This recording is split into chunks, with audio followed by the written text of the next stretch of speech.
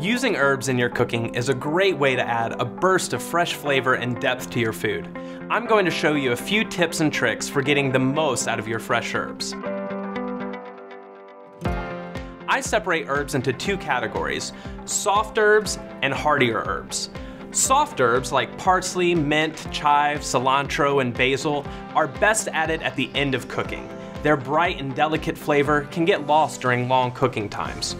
Hardier herbs like oregano, thyme, sage, and rosemary should be added at the beginning of cooking to enhance the recipe's depth of flavor.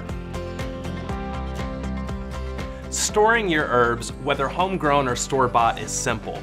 Most herbs can be refrigerated.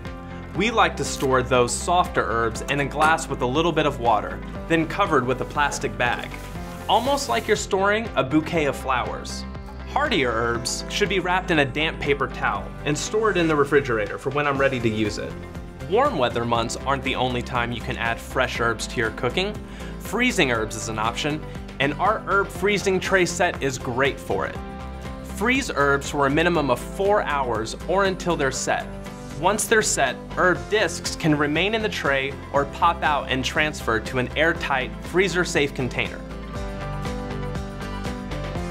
You can add them to cooked foods like soups, stews, and sauces.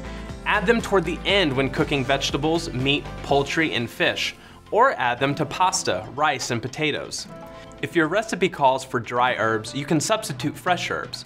A rule of thumb is to use 3 times as much fresh herbs as dry. Another use is to make homemade compound butter with our whipped cream maker.